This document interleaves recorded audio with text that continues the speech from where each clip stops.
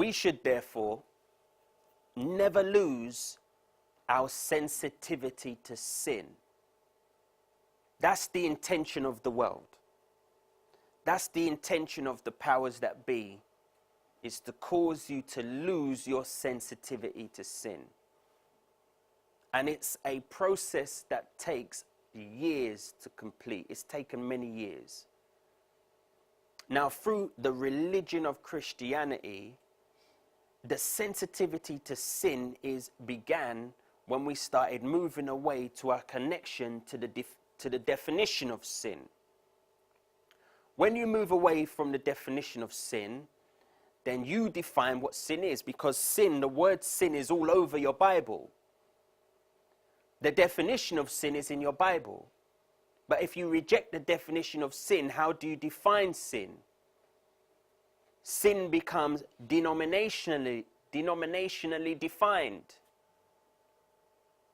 Sin becomes how long your dress is, whether you're wearing the floppy hat at church, whether you're going into a pub, whether you're smoking, whether you're living up to the creeds of the denomination.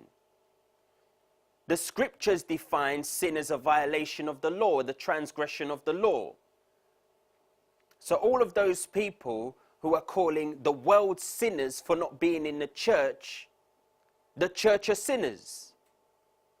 The church are full of people who are calling the world sinners for violating their law, when the church is violating the law of Jehovah, which defines what sin is.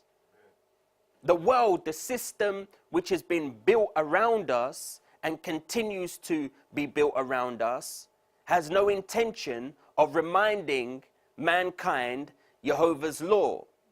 As a matter of fact, it teaches man to reject Jehovah's law, to the very degree that you go all the way to the front of the book and it will no longer define a man as male, a woman as female. And to do so, you potentially, in certain circumstances, could lose your career. This is the world that we're living in. So we've been raised in a culture and a system in religion which was designed to lead you to destruction. And we see that from the 2nd century onwards, where the bishops, the people who were given and looked to as authority figures, decided that when we're going to teach against, we're going to move this movement, we're going to take the momentum of believers in Jesus, we're going to take and use his name, but we're going to teach things which the apostles said, God forbid. God forbid you teach that the grace of God is to live in sin. God forbid all of that kind of stuff. And it's funny, because when you look at the word blessed, it's the same word that tells us, blessed are they that do his commandments, because they will have a right to the tree of life and to enter into the gate of the city.